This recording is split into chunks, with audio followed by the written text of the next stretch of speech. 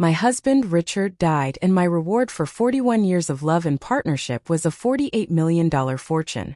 My punishment was a son who demanded I sign it all over to him. I refused. That night, the boy I raised threw me out on the street. I fled to the one place I thought was safe, my late husband's lake house. The next day my son showed up to claim that, too. He expected to find me broken and alone. But he froze solid when he saw who was standing right there beside me. That's the short version of how my world fell apart and was painstakingly pieced back together. It's the story of how my own flesh and blood tried to erase me from the life I helped build from nothing but dust and dreams. Before I tell you how it all really happened piece by painful piece, I'd love to feel a little less alone right now. Could you do me a favor? Tell me in the comments what city or what country you're watching from.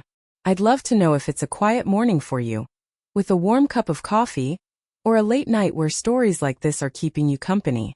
It helps to know I'm not just talking into the void. Now let me take you back to where the nightmare began. The night my life fractured, I was standing in my son's dining room, a place that felt less like a home and more like a modern art installation. It wasn't a room built for laughter or shared meals. It was a room designed to be photographed for a magazine. A long, impossibly dark wood table stretched between us, polished to a mirror shine under a series of cold, surgical LED lights hanging from the ceiling. They cast no warmth, only sharp, unforgiving shadows. The air itself felt sterile, smelling faintly of lemon polish and something else. Something sharp and metallic like cold, hard cash. Across that polished expanse sat Kevin, my only child. At 40, he was a man I barely recognized. The boy I'd once cradled through terrifying fevers, whose scraped knees I'd patiently bandaged, whose teenage heartbreaks I'd mended with late-night talks, and his favorite chocolate ice cream was gone. In his place sat this stranger, encased in a suit that probably cost more than my first car. His face a mask of cool calculation. The soft, round cheeks I remembered had been planed down by ambition, and his eyes, the same deep blue as his father's, held a new kind of hardness I'd never seen before. It was the look of a predator sizing up its prey. His wife, Jessica, sat beside him, a perfectly composed statue of expensive taste. Her blonde hair was styled in a way that suggested it was never touched by wind, her makeup flawless, her manicured nails resting lightly on the table's edge. She offered me a smile that was all teeth and no warmth, a social nicety that did nothing to hide the avarice in her eyes. She looked at me not as her mother-in-law, but as a business problem to be managed, a final inconvenient loose end to be tied up before they could collect their prize. "If you don't sign this, Mom," Kevin said, his voice stripped of all emotion, as if he were dictating a memo, "you're no longer part of this family." He tapped a manicured finger on a thick stack of legal papers centered perfectly between us, an offering on the altar of his greed. I didn't need to read the heading to know what it was. My eyes caught the words in bold, stark black letters. Power of attorney. My name, Eleanor Vance, was typed neatly, waiting for a signature that would effectively end my life as I knew it. And beneath it, his name, Kevin Vance, was listed as the sole controlling party of everything I owned, everything Richard and I had bled and sweat for over 4 decades. My hand went cold, a sudden icy chill spreading up my arm and settling in my chest. I felt the blood drain from my face. This wasn't about helping me manage my affairs through my grief. This wasn't about easing my burden. This was a corporate coup. This was a hostile takeover of my life, orchestrated by my own son. I looked at the expensive silver pen he slid across the table toward me. It glinted under the cold, clinical lights. In that moment, I knew my life was about to be split in two, a clean break between the woman I had been and the woman I was about to become. What I didn't know was just how brutal and how final that break would be. My mind, a fragile vessel against the storm of the present, flashed back 2 weeks. I was in a different room, sitting at a different table, a place that felt like the polar opposite of Kevin's sterile home. It was the office of David Chun, Richard's lawyer and trusted friend for over 30 years. The room was a sanctuary of old-world comfort. It smelled of aged leather, dusty law books, and the faint, comforting scent of the pipe tobacco David's father had smoked, a ghost of 1,000 conversations that had been shared within those wood-paneled walls. The large windows looked out over the bustling modern streets of Dallas, but inside, there was a solemn, timeless quiet. I sat on a plush leather chair on one side of David's grand mahogany desk. Kevin and Jessica sat opposite me, a study in barely concealed impatience. Jessica, unable to sit still, kept glancing at her phone, hidden in the designer bag on her lap. Kevin tapped his fingers on the arm of his chair, a rhythmic, irritating tattoo that was the only sound in the heavy silence. He looked at his watch twice in the first 5 minutes.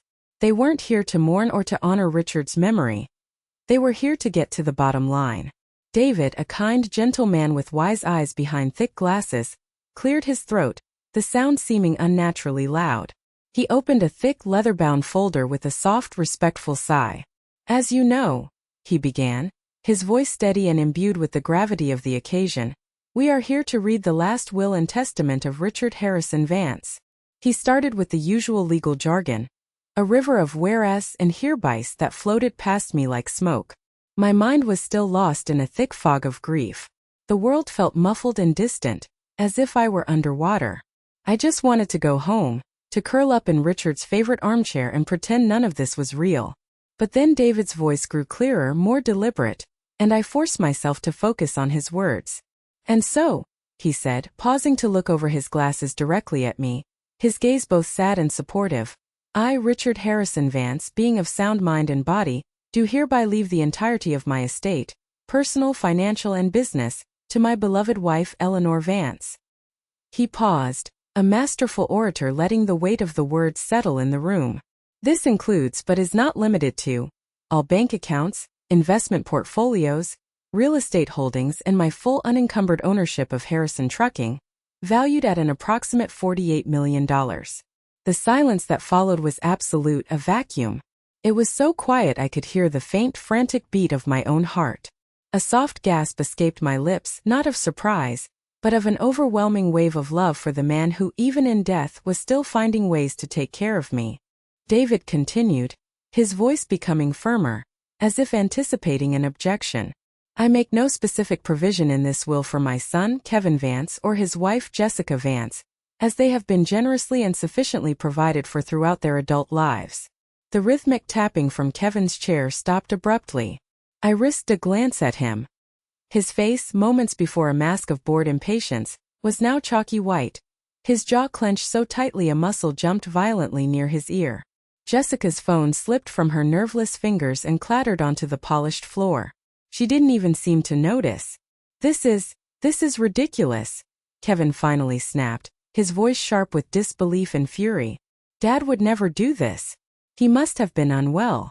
Confused. He wasn't in his right mind." David didn't flinch. He calmly slid a document across the desk. "Richard finalized this will 6 months ago, Kevin. At that time, as per my strong recommendation, he underwent a full competency evaluation with a court-appointed physician. The report is here. He was found to be in perfect mental and physical health for a man his age. He knew exactly what he was doing." Then David slid a separate, smaller envelope toward me. It was made of thick, cream-colored paper and just had my name on it, written in Richard's familiar, strong script. "He wanted you to have this, Eleanor," David said softly. "He said to give it to you when the time was right." Back in the cold reality of Kevin's dining room, those memories felt like a shield, a suit of armor Richard had left behind for me. His words, his foresight, turned my swirling grief into a cold, hard resolve. I picked up the pen, feeling its weight in my hand, but not to do what my son expected. I held the expensive silver pen in my hand. It felt heavy, cold, a weapon they wanted me to turn on myself. Kevin's eyes were locked on me, predatory and unwavering, the eyes of a shark that smells blood in the water. Jessica leaned forward slightly, her painted smile a predatory slash in the cold, unforgiving light. "Just sign it, Eleanor," she cooed, her voice a sickly sweet concoction of honey laced with arsenic. "Think of it as a relief. You won't have to deal with all the stress of managing such a large company. We'll take care of you. You can travel, relax, enjoy your golden years. We'll take care of you." The words were meant to sound comforting, a kindness offered to a grieving widow, but they landed like a threat. They would take care of me by stripping me of my autonomy, my purpose, my history, and my dignity. They would put me in a gilded cage, a well-fed and pampered pet, until I was no longer a concern, a footnote in the story of their newfound wealth. My mind raced. I thought of all the nights I'd stayed up late, Long after Richard and a young Kevin were asleep, the only light in the house coming from the small lamp on my desk as I pored over the company's books. I thought of the payrolls I'd managed by hand in the early days, the invoices I'd chased down with relentless persistence, the quiet, unseen, unpaid labor that had been the bedrock of Harrison Trucking while Richard was out on the road, the visible hero. I wasn't just the wife of the founder. I was the co-founder. The story of that company's success was written in my own sweat, tears, and sacrifice. My fingers curled tightly around the pen, my knuckles turning white. I could feel their collective gaze on me, pressing down, expecting me to break, to be the docile, agreeable woman they thought they knew. But in that moment, something inside me, something that had been dormant for years, hardened into steel. It was Richard's strength flowing into me. I uncurled my fingers and placed the pen deliberately back on the polished table. Not on the signature line where they expected it, but next to the stack of papers, a clear and final rejection. Then I lifted my head and met my son's gaze, my own eyes as clear and steady as a frozen lake. "No," I said. It was just one word. Not shouted, not whispered. Just a simple, solid fact delivered with all the weight of my 41-year marriage behind it. But it detonated in the silent room, sucking all the air out of it. It was a wall, a fortress suddenly erected between us. Jessica's smile faltered, cracking like cheap, brittle porcelain. Kevin's nostrils flared. For a fleeting second, he looked just like he did when he was 5 years old and I'd told him he couldn't have another cookie. A flash of pure, petulant rage. "You're making a monumental mistake, Mother," he said, his voice low and menacing, the word mother dripping with contempt. I pushed my chair back from the table and stood up, taking a moment to smooth the front of my sweater. My hands were perfectly steady. The tremor that had plagued me since Richard's death was gone. "I've made mistakes before in my life, Kevin," I said, my voice as calm and unyielding as his was threatening. I stayed quiet when I should have spoken up. I let things slide for the sake of peace. But this is not one of those times. I turned and walked out of the dining room without another word. The sound of my own steady footsteps on the hardwood floor, a declaration of independence. I didn't know then that he had already made his move, that his cruelty was faster than my resolve. When I arrived back at the upscale condo I had called home for the past 3 years, my key wouldn't fit in the lock. It scraped uselessly against the metal, a harsh, grating sound in the quiet hallway. I tried again, my confusion turning to a cold dread. Nothing. A small, crisp white card was taped to the door, perfectly centered. It was from the building management. It read, "As per the owner's request, the locks on this unit have been changed. All inquiries should be directed to the law offices of," and it listed Kevin's corporate attorneys. He hadn't just threatened me. He had already acted. He had made me homeless. Standing there on that cold, impersonal hallway carpet, with nothing but the clothes on my back and the contents of my purse, I felt like the smallest, most invisible person in the world. The son I had raised, the boy whose life I had dedicated my own to, had just thrown me out like a piece of trash. I have to ask you, what would you have done in that moment? Would you have banged on the door and screamed? Would you have called him, begging for mercy? Or would you have just crumbled? Please tell me in the comments. I truly want to know. Because standing there, shivering under the fluorescent lights, a new desperate plan began to form in the darkness. The engine of my old Buick, a car Richard had insisted we keep because it was dependable, hummed softly, a familiar, comforting sound in the deafening silence of my new reality. I drove aimlessly at first, circling the glittering, indifferent streets of Dallas. The towering glass buildings seemed to mock me, their bright lights blurring through my tears. My home was gone. My son was a stranger. My husband was dead. For a few terrifying, disorienting moments I felt completely untethered, a ghost drifting through a life that was no longer mine, with no place to land. My hands tightened on the worn leather of the steering wheel, and my gaze fell upon a small object hanging from my keychain. It was a tiny silver replica of a semi-truck, its details worn smooth from years of use. It was a gift from Richard on our 25th anniversary, a joke about how we were in it for the long haul. Looking at it, the thick fog of panic and grief in my mind began to clear. The memories came flooding back, not as painful reminders of what I'd lost, but as a map, a lifeline showing me who I was and where I had come from. I remembered the summer I met him a lifetime ago. I was 22, a fresh-faced bookkeeper at a small logistics firm, good with numbers but shy with people. He was a driver just a few years older than me, all sun-browned skin, calloused hands, and a grin that could charm the chrome off a bumper.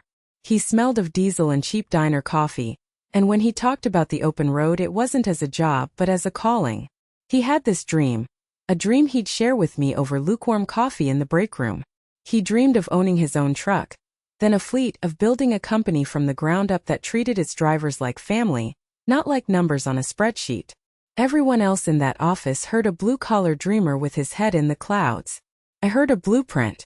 I saw the passion, the grit, the unwavering determination in his blue eyes. When we got married a year later, we didn't have a honeymoon in Hawaii or Europe. We pooled our meager savings and used it as a down payment on our first truck, a beat-up but sturdy Peterbilt we christened the Eleanor. He handled the road, I handled the shore. That was our pact. While he was out there, hauling freight from coast to coast, battling bad weather and loneliness, I was at our small kitchen table, which doubled as my office, managing invoices, routing schedules, fighting with insurance companies, and balancing our books down to the last penny. When Kevin was born, I did it all with a baby sleeping in a bassinet by my feet. I remember one year, things were so tight we were on the verge of bankruptcy. A major client had gone under, owing us a fortune. We were days away from losing the truck, losing everything. Richard was on the road, unreachable. I spent 3 sleepless nights on the phone, calling every contact I had, pleading, negotiating, leveraging every ounce of goodwill I had built. I finally secured a new contract, a smaller one, but just enough to keep us afloat. When Richard came home exhausted and defeated, I was able to show him the signed papers. He just looked at me, his eyes full of tears, and said, "You're the engine, Ellie. I'm just the wheels." On my 30th birthday, he came home after a 2-week run. He was tired, grease under his fingernails, but he had that familiar grin. He handed me a small velvet box. Inside wasn't a necklace or earrings, but a simple, elegant silver hairpin, engraved with a tiny winding road. "To keep your hair out of your eyes when you're looking at the numbers," he'd said, his voice thick with exhaustion and love. "You're the navigator. You keep us on the right road." It became my talisman, a silent reminder of our partnership. As the city lights of Dallas finally faded in my rearview mirror, I reached up and touched my hair. The pin wasn't there. I'd left it behind in the condo, another casualty of my son's cruelty. But I held onto the memory of it like a lifeline. A compass pointing me north, away from the city, driving toward the one place I knew Kevin couldn't touch. Or so I thought. 3 hours of driving through the dark, rolling hills of the Ozark Mountains brought me to a narrow gravel road. The sign, hand-carved by Richard years ago, was barely visible in my headlights. Vance's Landing. The road wound through a thick forest of pine and oak, the trees forming a dense canopy overhead that blotted out the stars. It felt like entering another world, a secret place far removed from the cold, hard angles of Dallas. My headlights cut through the inky blackness, finally landing on a familiar, comforting shape. Our A-frame lake house. It was a modest place built of cedar and stone, nestled among the trees on a quiet cove of the lake. It was a sanctuary Richard had built with his own 2 hands, a place we came to escape the noise of the city and the relentless demands of the business. We hadn't been here in years, not since his health had begun to decline and travel became too difficult. I prayed the pipes hadn't burst, that the roof hadn't leaked. I parked the car, and the crunch of gravel under the tires was the only sound in the crisp, cool night air. I stepped out and took a deep breath. The air smelled different here, clean, earthy, laced with the rich scent of pine needles and damp soil after a recent rain. It was the smell of peace. I walked up the wooden steps, my footsteps echoing softly in the profound silence. My hand trembled as I fished an old, tarnished brass key from a hidden compartment in my wallet. Richard had pressed it into my palm the day he finished the last railing on the porch. "This place will always be yours, Ellie," he'd said, his voice full of pride. "No matter what happens, you'll always have a safe harbor here." The key, cold from the night air, slid into the lock and turned with a satisfying solid clunk. The door swung open with a familiar, friendly creak, a sound that felt like a welcome home. I stepped inside and flicked on a light switch. A warm, gentle glow filled the main room.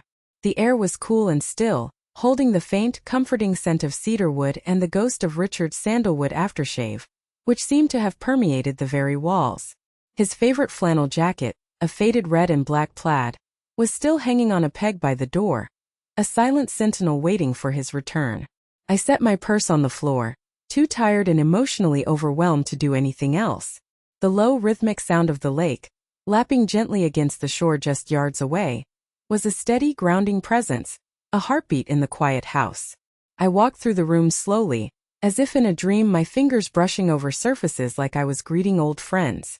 The worn, supple leather of Richard's favorite armchair, perfectly molded to the shape of his body.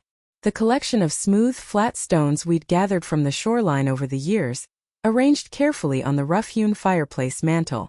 A faded photograph on the wall of a much younger us, grinning like fools, holding up a ridiculously small fish Richard had proudly caught. In the small, simple kitchen, I switched on the little lamp over the sink. The warm yellow glow softened the edges of my grief, and the harshness of the world I had just escaped. The checkered curtains I'd sewn myself 30 years ago were faded but still cheerful. The ceramic coffee mugs with the names of different states, collected from Richard's travels, were lined up neatly on a shelf. It was a time capsule of our shared life. A life of simple joys, untouched by the cold, corrosive ambition that had taken over my son. I opened the top drawer by the refrigerator, a junk drawer where Richard kept odds and ends, old keys, rubber bands, a pocket knife. Beneath a folded stack of old creased road maps, I saw it. A small white envelope, slightly yellowed with age, with my name written on it in his strong, familiar handwriting. My breath caught in my throat. I sat down at the small, sturdy kitchen table before opening it, the legs of the chair scraping softly against the pine floor. My hand shook as I carefully tore the seal. Inside was a single sheet of his company letterhead, folded neatly in 3. The note was short, his words simple and direct, just like the man himself. Eleanor, it read. If you're reading this, it means I'm gone, and things might be tough. Don't let anyone tell you who you are, or what you're worth. You're the strongest person I know. I trust you. Always have, always will. Love, Richard. Tears I didn't know I had left began to fall, splashing onto the paper, blurring the precious ink. He had known. Somehow, in his quiet, observant way, he had seen the storm clouds gathering on the horizon and had left me this, a lighthouse in the darkness. I spent the night wrapped in his flannel jacket from the peg by the door, sitting in his armchair and listening to the steady heartbeat of the lake, feeling safe for the first time in months. But I knew the peace wouldn't last. The storm was coming, and I had to be ready for it. The next morning, the pale dawn light filtered through the tall pine trees, casting long, peaceful shadows across the living room floor. The sanctuary of the lake house had worked its magic, settling into my bones, replacing the frantic, helpless panic of the night before with a quiet, steely resolve. I made a pot of strong black coffee, the rich aroma filling the small kitchen, a smell of normalcy in a world turned upside down. I sat at the table with Richard's letter, reading it over and over until the words were etched into my soul. I wasn't a victim to be pitied. I was a fighter. Richard had spent his entire life fighting for our family and our company. Now it was my turn to pick up the mantle. My first call was to David Chun. I woke him up, but he didn't mind. I explained everything that had happened in a calm, measured voice that surprised even me. The ultimatum, the refusal, being locked out of my own home, my flight to the lake house. I expected him to be shocked, to express outrage. Instead, his voice was calm, almost weary, as if he'd been expecting this call for years. I'm so sorry you had to go through that, Eleanor, he said, his tone gentle but firm. But listen to me very carefully. Richard was a smart man. He was the best trucker I ever knew, but he was an even better judge of character. He loved Kevin, but he wasn't blind. He saw the way your son was changing, the influence Jessica had over him. He anticipated that something like this, some kind of power play, might happen. My heart skipped a beat, a flutter of hope in the darkness. What do you mean, David? He put a contingency plan in place, David explained, his voice taking on a new energy. He called it the break glass in case of emergency file. He gave me very specific instructions. He asked me to contact 2 key people if you ever found yourself in this exact situation. They are the 2 people, besides you, that he trusted implicitly with the company and with his legacy. I called them last night after you left Dallas. They're already on their way to you. They should be there within the hour. I was still trying to process his words, my mind reeling with this new revelation, when I heard the sound of a car coming down the long gravel road. It was too early for neighbors. I looked out the window to see a modest, practical sedan pull up behind my old Buick. A woman with a sharp, intelligent face and a sleek black bob stepped out. She was dressed in a crisp business suit that looked slightly out of place in the rustic setting, and she carried a heavy-looking leather briefcase. A moment later, a heavy-duty pickup truck, the kind our drivers used, pulled in behind her. A large, broad-shouldered man in a clean work shirt and jeans got out.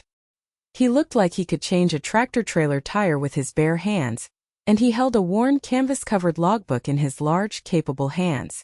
I opened the door before they even had a chance to knock. The woman extended a hand, her expression a mixture of sympathy and professionalism. "Mrs. Vance. I'm Maria Flores. I was Richard's financial advisor and planner for the past 15 years.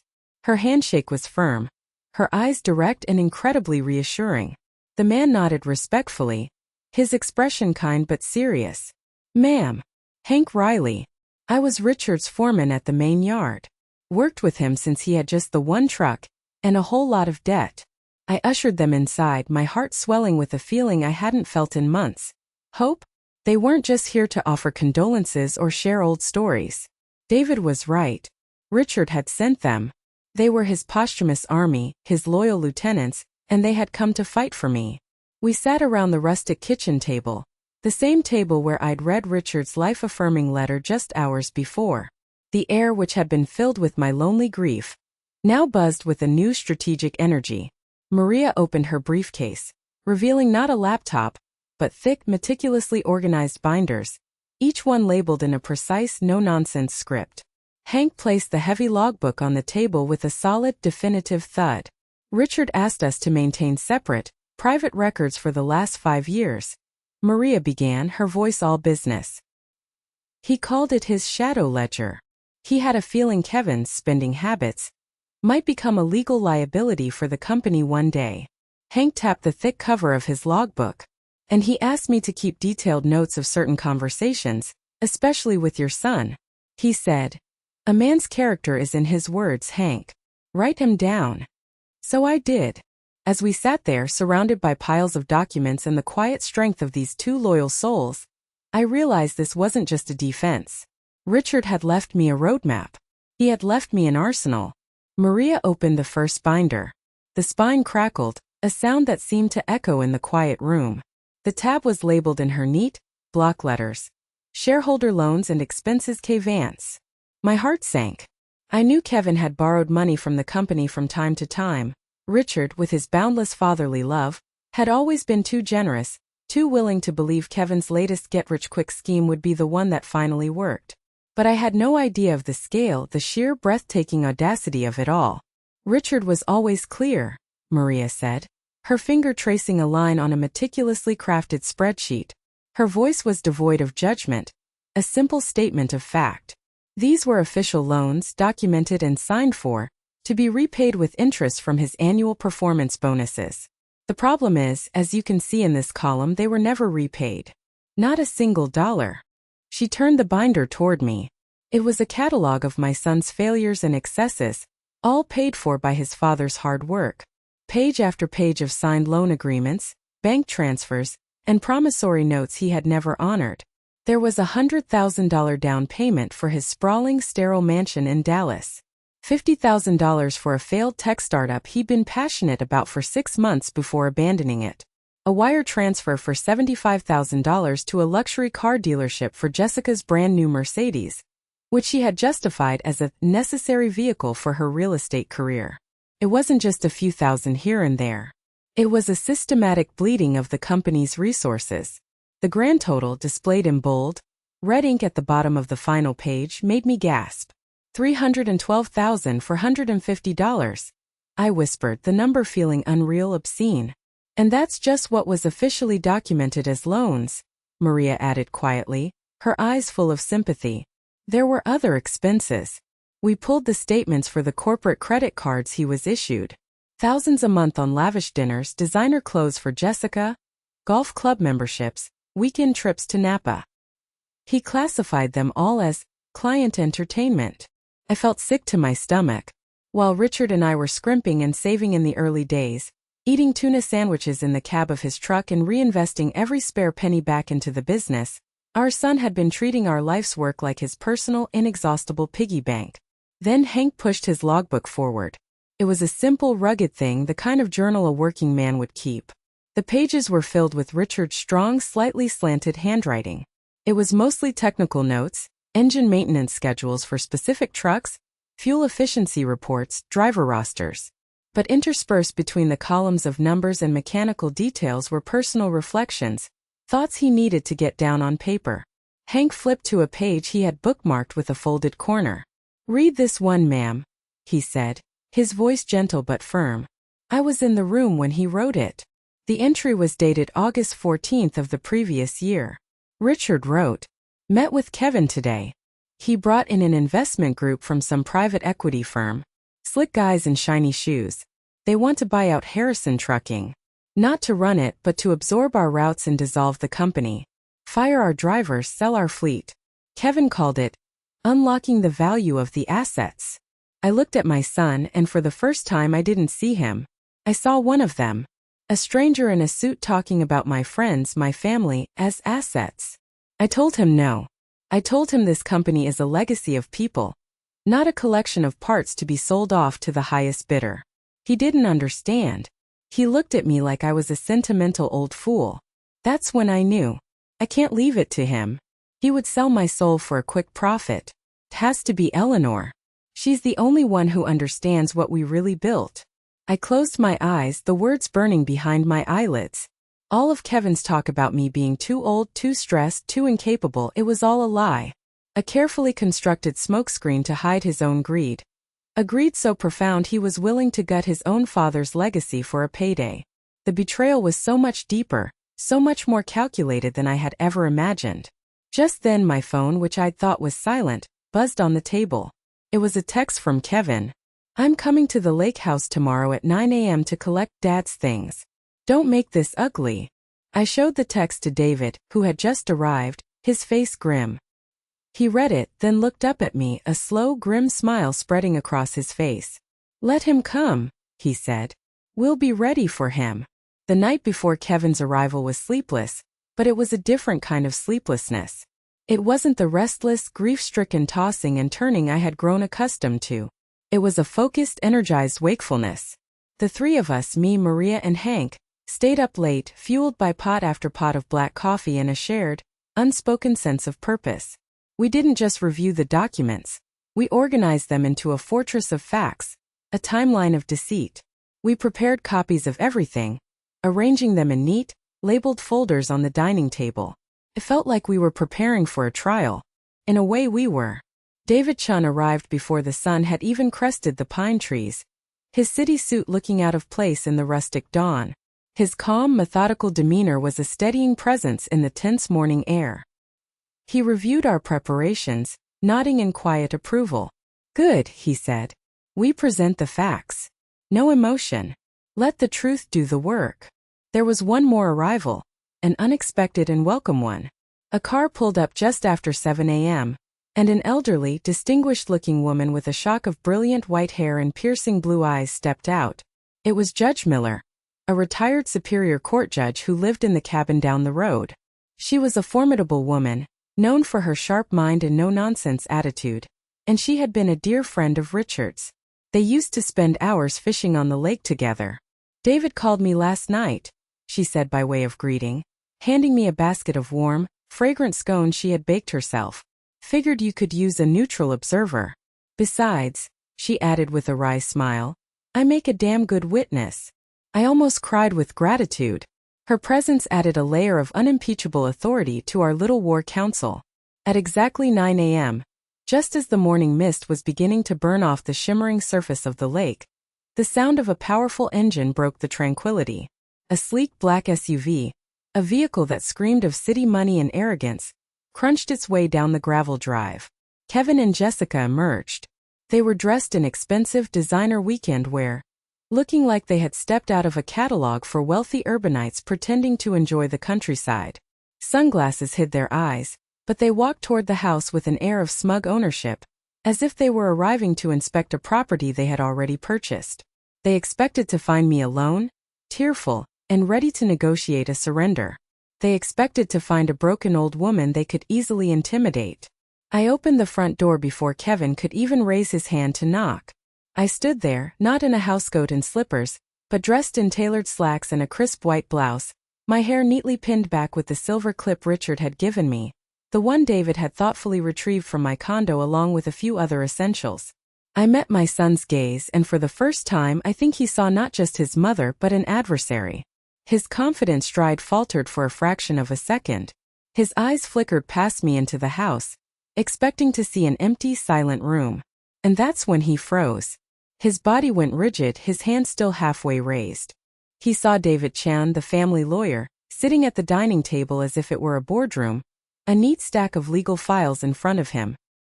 He saw Maria Flores, the financial wizard, to David's right, her laptop open and glowing, a portable printer humming softly beside it. He saw Hank Riley, a mountain of a man whose loyalty to Richard was legendary, standing by the stone fireplace, the worn logbook held loosely in his hand. And finally, his gaze, now wide with disbelief, landed on Judge Miller, sitting in Richard's favorite armchair by the window, calmly sipping a cup of coffee and observing the scene with the cool, detached interest of a hawk watching its prey. Jessica, a few steps behind him, stopped abruptly, nearly colliding with him. Her perfectly applied lipstick couldn't hide the way her mouth fell slightly open in a most unladylike fashion. The trap had been set, and they had walked right into it, blinded by their own arrogance. Kevin's jaw tightened, a muscle twitching in his cheek. "What is this?" he snarled, his voice a low growl of confusion and fury. I stepped aside, holding the door open wider, a silent invitation into the lion's den. "This is an intervention, Kevin," I said, my voice perfectly calm, betraying none of the turmoil inside me. "But not for me. It's for you." They stepped inside, not with the swagger they'd arrived with, but with the cautious, hesitant steps of animals who sense danger. The air in the cozy, sunlit lake house was suddenly thick with tension, heavy as a thundercloud. It was no longer a home. It was a courtroom, and my son and his wife were the defendants. "We're here for Dad's personal effects," Kevin said again, trying to regain control of the situation. His voice clipped and dismissive as he surveyed the room. "I don't know what kind of circus this is, but we're not interested." David Chan didn't even stand up. He simply gestured to the two empty chairs opposite him at the dining table. "Please sit," he said, his tone polite but firm, the voice of a man who was used to being obeyed. "There are a few matters of business to clarify first before we discuss personal effects." Jessica scoffed, crossing her arms over her chest. "We don't have time for your games, David. We have brunch reservations."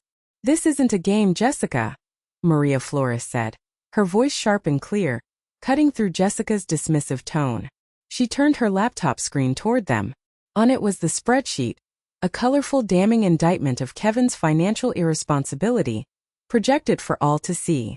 "This is a record of $312,450 in unrepaid shareholder loans and unapproved personal expenses charged to Harrison Trucking by Kevin over the last 4 years. We have copies of every signed loan agreement and every credit card statement. Would you like to review them? We have a printer ready." Kevin's face went from pale to a deep, blotchy red. He opened his mouth, then closed it again, no words coming out. He looked like a fish gasping for air. Hank Riley stepped forward then, moving from the fireplace to the center of the room. He didn't raise his voice, but it carried the easy authority of a man used to being heard over the roar of a dozen diesel engines. He opened Richard's logbook to the bookmarked page. "And this," he said, his voice resonating in the quiet room, "is your father's own words from about a year ago." He read the entry aloud, the one about Kevin's plan to sell the company, to fire the drivers, to turn their legacy into a pile of cash. He read it slowly, deliberately, each word landing like a hammer blow in the silent room. The words of a betrayed father, read by his most loyal friend. That's just his rambling," Kevin finally stammered, finding his voice. He was old. He was confused. You've all twisted his words to suit your own agenda. Jessica jumped in, her voice rising to a shrill, desperate pitch. This is ridiculous. My husband was only trying to modernize the company. His father was too sentimental, stuck in the past.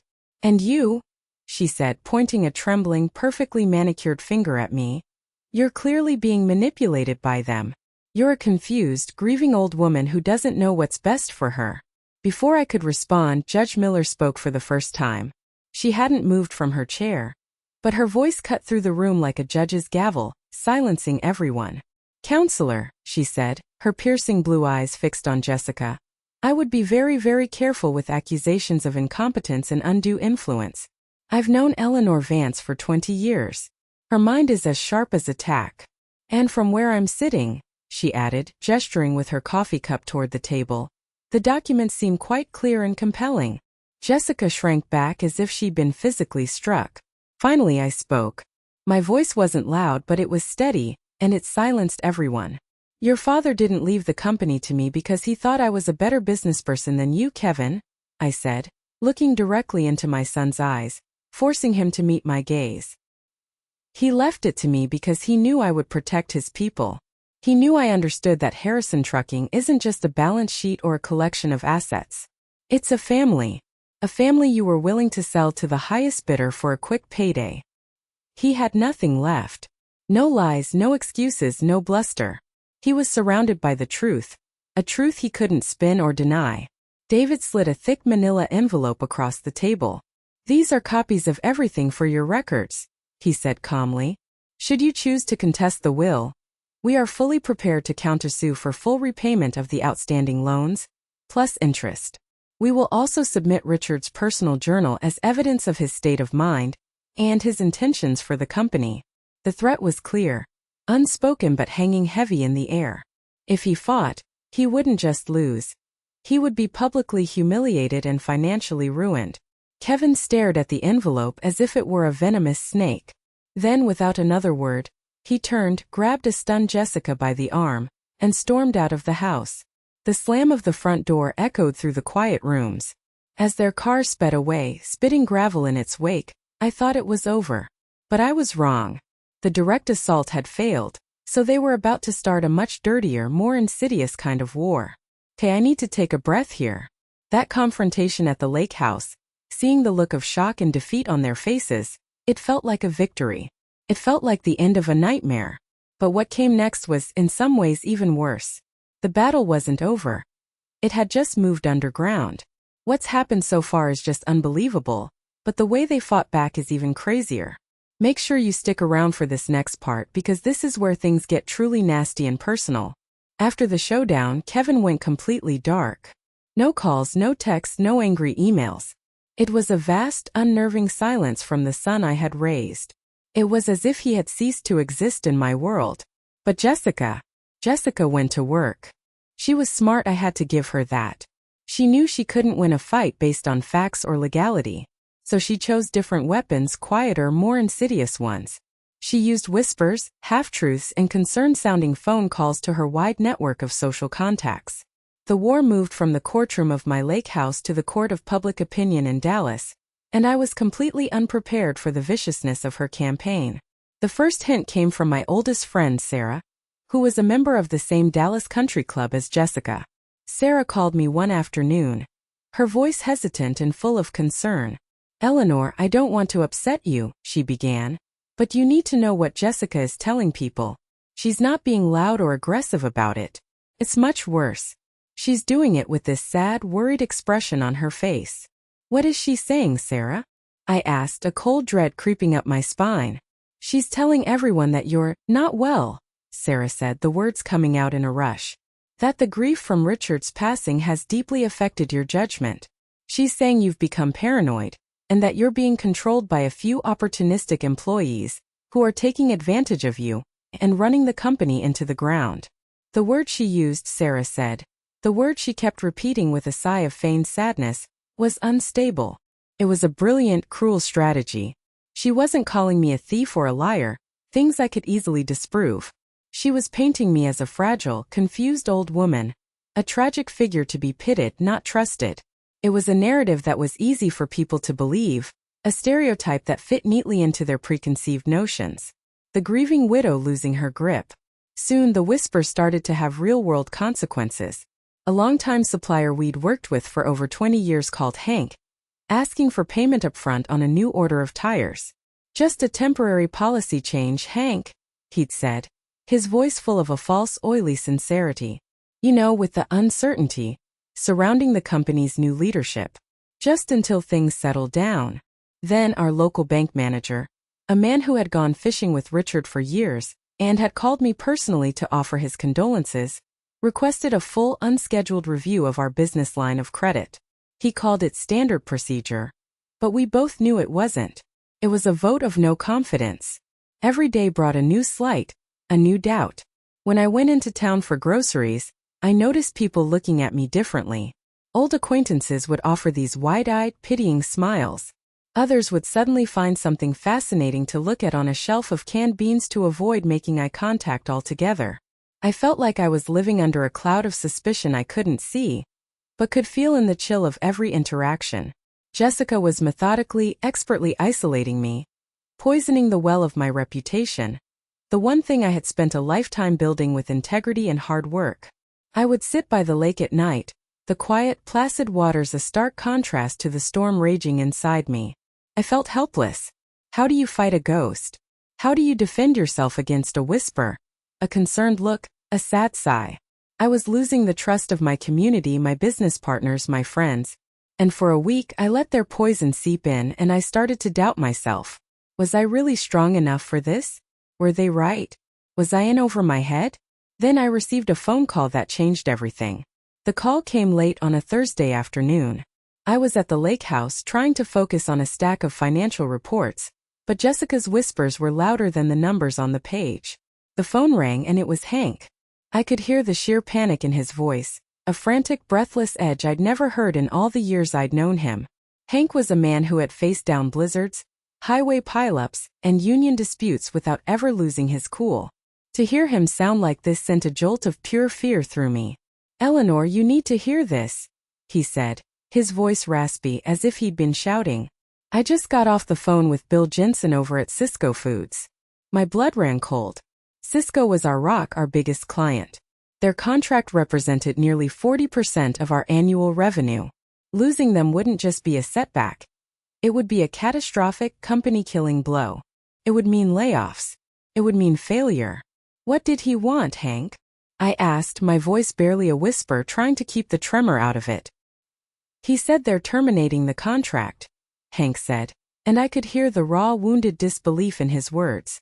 "Effective immediately." He said he received an email this morning, a very official-looking, very convincing email, from a supposed whistleblower inside our company. "A whistleblower?" I repeated, my mind racing, trying to make sense of it. "What did it say? Who sent it?" "It was bad, Eleanor. Real bad. It was anonymous, of course. The email claimed that you'd fired our head accountant without cause, that you were liquidating company assets to fund a personal vanity project. He specifically mentioned the Scholarship Foundation, and that Harrison Trucking was 3 weeks away from filing for Chapter 11 bankruptcy. And Eleanor, the worst part is it included a forged financial statement, a balance sheet that looked terrifyingly real. It showed us deep in the red." I sank into a chair, the phone feeling as heavy as a block of lead in my hand.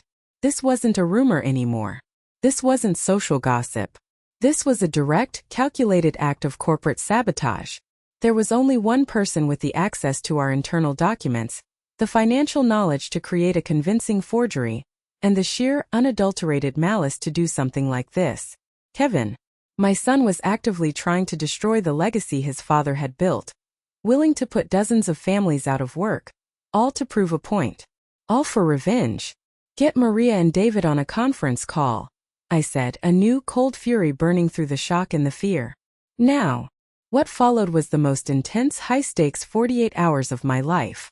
There was no time for anger or grief. We were in crisis mode.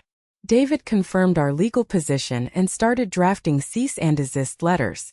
Maria, a true genius under pressure, worked through the night, preparing a comprehensive, real-time financial portfolio of the company, showing its robust health, its profitability, and its healthy cash reserves. She found evidence of the digital forgery in the document's metadata. The next morning, I called Bill Jensen at Cisco personally. My hand was shaking, but my voice was not.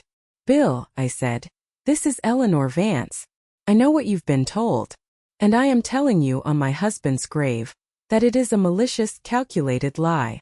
Give me 24 hours. I will be in your Houston office tomorrow morning with my team, my CFO, and my legal counsel, and I will prove it to you." There was a long, tense pause on the other end of the line. I could hear him breathing, considering the risk. He'd known Richard for 30 years. He had been a pallbearer at his funeral. "Okay, Eleanor," he said finally, his voice heavy with doubt. "You've got until 10 a.m. tomorrow. But Eleanor, this better be good." The next morning, the three of us, me, Maria, and Hank, flew to Houston on the first flight out. We walked into that sterile corporate boardroom looking exhausted but united and determined. For 2 hours we laid out the truth, document by document, fact by fact. We showed them the real financials versus the forgery. I explained the real purpose of the scholarship fund. I told them, without naming names, that we were the victims of a malicious attack by a disgruntled family member attempting a hostile takeover. We managed to save the contract, but barely.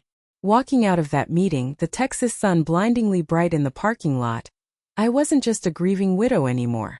I wasn't just a victim. I was a protector.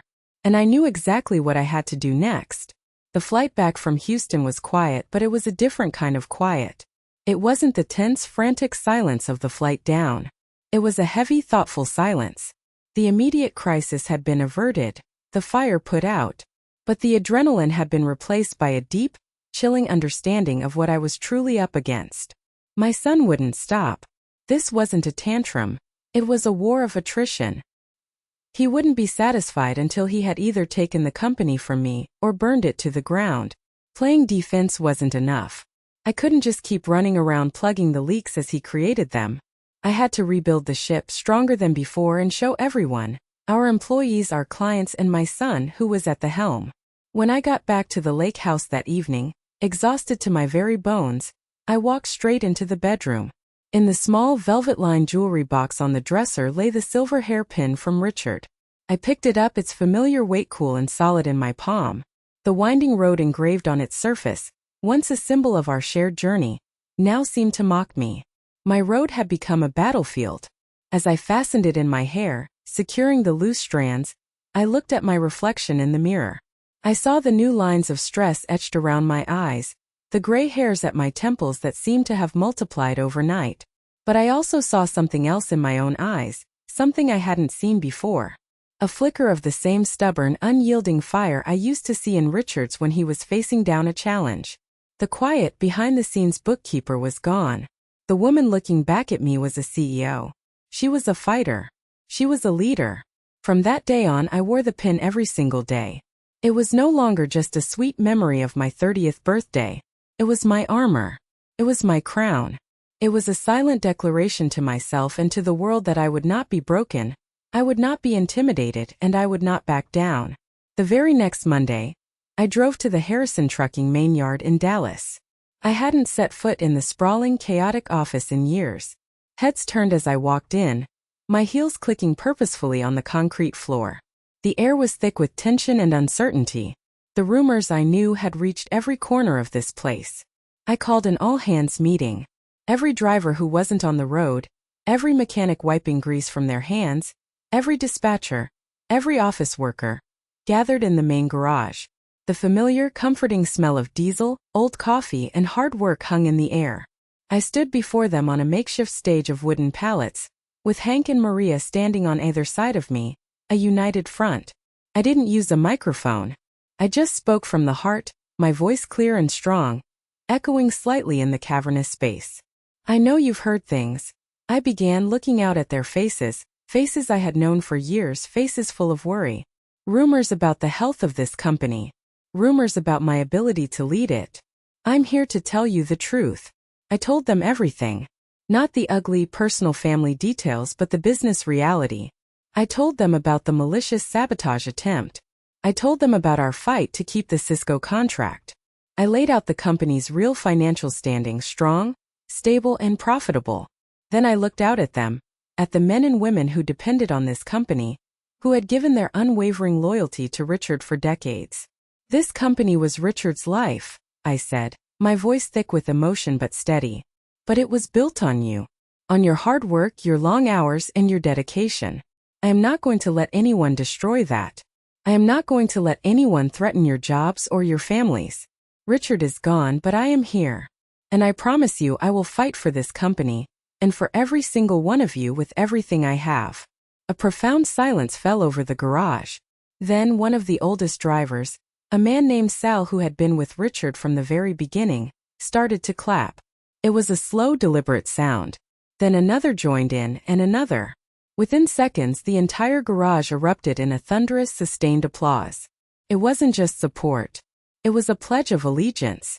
The rumors started to die down when people saw our unity, but I knew I needed to do more than just play defense.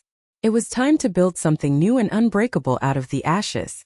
The applause in the garage that day was more than just a vote of confidence. It was a powerful transfer of energy. The deep well of loyalty they had held for Richard, they were now placing in me. It was a heavy, humbling responsibility, but it was also the fuel I desperately needed to move forward. I knew then that my mission had changed. It wasn't enough to simply preserve Richard's legacy from attack.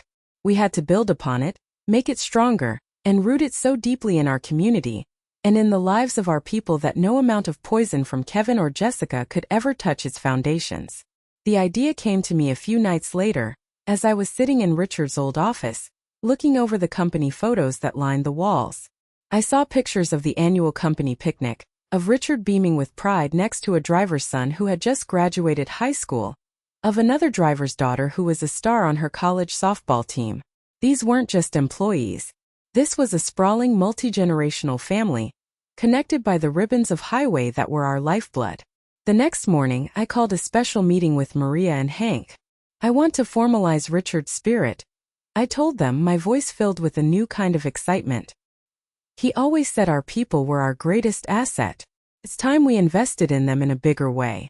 I want to start the Harrison Trust Scholarship Foundation. Their eyes lit up in unison. It was the perfect countermove. It wasn't a vanity project, as Kevin had maliciously claimed in his anonymous email. It was the very soul of the company, codified and brought to life. It was a direct refutation of his soulless assets and liabilities view of the world. The plan was simple but ambitious. A significant portion of the company's profits each year would be permanently set aside to provide substantial college and trade school scholarships to the children and grandchildren of every single Harrison Trucking employee.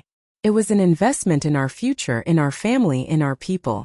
We launched the foundation with a press release and a big event at the main yard.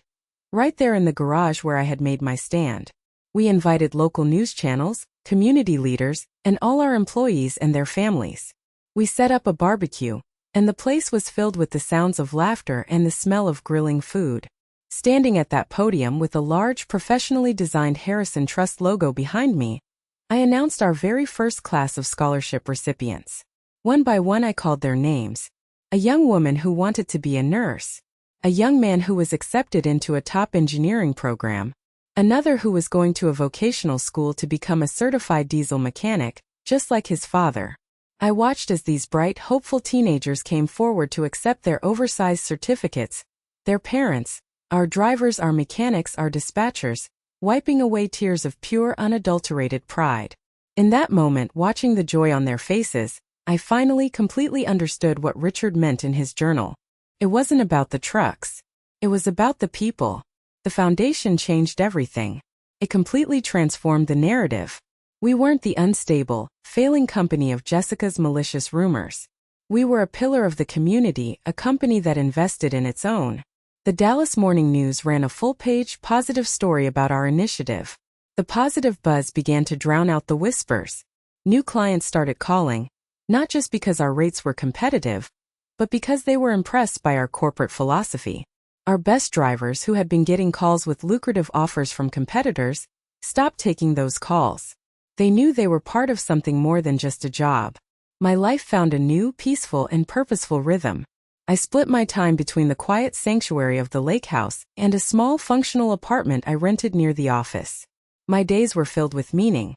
Reviewing logistics reports, mentoring our new generation of leaders, and my favorite part, reading scholarship applications filled with the incredible dreams of bright young kids. The silence from Kevin was no longer a painful void. It was a quiet space I had filled with joy and purpose. Then, 6 months after our showdown, an email appeared in my inbox that made my heart stop. The subject line was just 3 words, simple, stark, and utterly devoid of emotion. Opportunity for collaboration. The sender was Kevin Vance. For a full minute I just stared at it, my cursor blinking rhythmically beside the unopened message, a tiny digital heartbeat. My hands rested on the smooth, cool surface of my desk. 6 months of absolute, unbroken silence. 6 months where I had grieved, fought, and painstakingly rebuilt not just a company, but my own life and my own sense of self. In that time, I had learned to live without waiting for his name to appear on my phone. I had come to terms with the gaping, painful hole where my son used to be. And now here he was. A ghost in my machine, a name from a past I had finally started to move beyond. Curiosity, a feeling I thought I had buried deep beneath layers of hurt and resolve, tugged at me. It wasn't hope, not anymore. It was a clinical, detached need to know what this new angle was. With a steadying breath, I clicked the email open. It was longer than I expected, written in the same clipped, professional MBA jargon-filled tone he had used in the dining room that fateful night. There were no pleasantries, no "How are you, Mom?" No hint of remorse. He got straight to the point. He wrote that he had launched a new private equity venture, Vance Logistics Solutions, focused on logistics and real estate development. He explained, in the process of acquiring a series of large, strategically located warehouse properties along a major shipping corridor in the Southwest. He had attached a sleek, professional-looking PDF proposal, complete with glossy architectural renderings and impressive-looking financial projections. He suggested a strategic partnership between his new venture and Harrison Trucking. We had the fleet, the drivers, and the reputation. He had the properties. It would be, he wrote, a mutually beneficial synergy that could unlock significant value for both entities. I scrolled through the proposal, my mind numb. It was a good business plan. A cold, calculated but very smart plan. He had clearly learned from his past failures. Then, at the very end of the email, one sentence stood alone, set apart from the rest, a final, calculated move on the chessboard. I believe this could be a chance for us to work together again. I read that sentence 5 times, letting the words sink in. Work together again. Not reconcile. Not fix what's broken.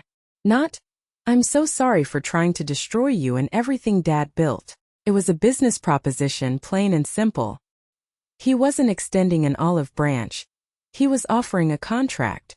He had tried to take everything from me by force and failed. He had tried to destroy what he couldn't have through sabotage and failed again. And now, seeing that I had not only survived but thrived, he wanted a piece of the action. He was making the arrogant, narcissistic assumption that my maternal desire for a relationship with him, any relationship at all, would be strong enough to make me forget everything he had done. He was betting on my weakness. I leaned back in my chair, the leather creaking in the quiet office. Through the large window I could see our trucks, the iconic Harrison logo gleaming in the afternoon sun, pulling out of the yard, heading for the open road. I thought about the fear, the humiliation, the sleepless nights. I thought about Hank and Maria and David and Judge Miller. I thought about the proud faces of the scholarship kids. And I began to type my reply. It was only 2 sentences long. There was a time not so long ago when an email like that from Kevin would have sent me into a tailspin of indecision and heartache. I would have agonized for days, my stomach in knots. I would have called Sarah, my oldest friend, asking for her advice, weighing every word. I would have drafted a dozen different replies in my head, trying to find the perfect magical combination of words, something that was firm but not harsh, something that protected my company but still left the door open just a crack, just in case the son I remembered, the little boy who used to hold my hand, was still in there somewhere, lost in the dark. But the woman who sat in the CEO's office of Harrison Trucking, the woman who had faced down her own son's greed and the community's suspicion, was not the same woman who had been locked out of her condo 6 months ago. The ordeal had been a crucible. It had burned away the softer, more pliable parts of me, the parts that had always been too quick to forgive, too eager to keep the peace at any cost. In their place, something harder, something more defined and resilient, had been forged. I had learned a painful but vital lesson. Some doors once closed need to stay closed. Not out of spite or a thirst for revenge, but for the simple, profound act of self-preservation. My fingers moved across the keyboard with a certainty that felt both foreign and deeply, authentically natural. There was no hesitation, no second-guessing. Kevin, I typed. The name looked strange on the screen, the name of a business acquaintance, not a son. Thank you for thinking of me. I won't be participating in your venture, but I wish you the best of luck with your project. That was it. 2 simple sentences. No accusations. No rehashing of the past.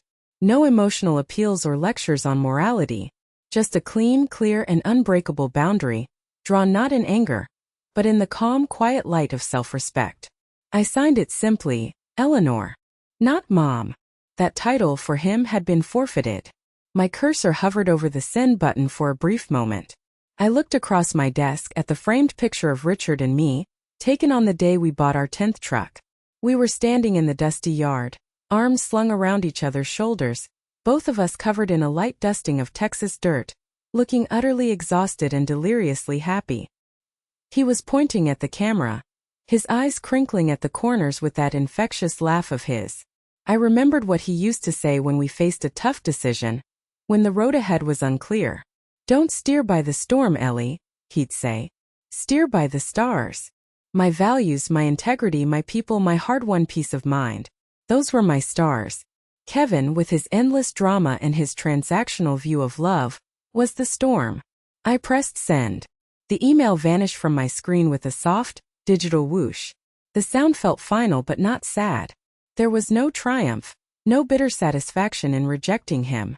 There was only a profound, quiet sense of peace, the kind of relief that comes from acting in perfect, unwavering alignment with who you are. That evening I didn't stay late at the office. I drove back to the lake house, my sanctuary. I walked down to the small wooden dock as the sun began its slow, majestic descent, painting the calm, glassy water in breathtaking strokes of orange, pink, and purple.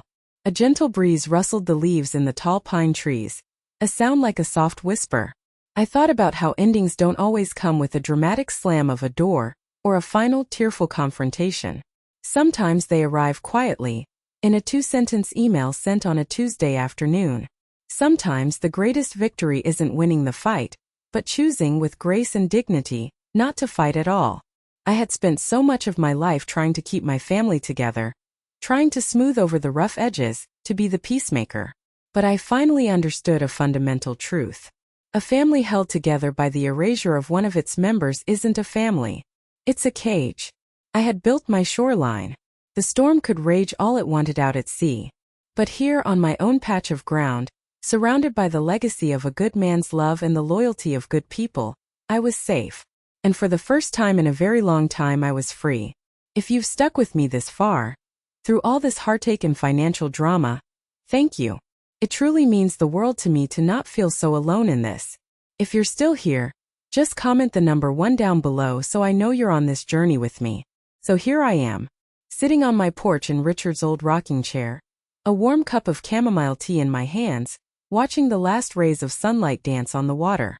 The air is peaceful, filled with the gentle sounds of the evening, the chirping of crickets, the distant call of a loon. My company, our company, is thriving. The first group of Harrison Trust scholars are heading off to college this fall. Their future's bright with promise. My life is full. It's certainly not the quiet, simple life of retirement I once imagined I'd have at 64, but it's a good life. It's a meaningful life. It's a life I have chosen and built for myself. I know some people might say I should have tried harder with Kevin, that a mother's love should be unconditional, that I should have accepted his business proposal as an olive branch, a chance to reconnect no matter how flawed. But I've learned that love without respect is a hollow, one-sided thing. And a family held together by fear or obligation, or the complete sacrifice of one person's well-being, isn't whole at all.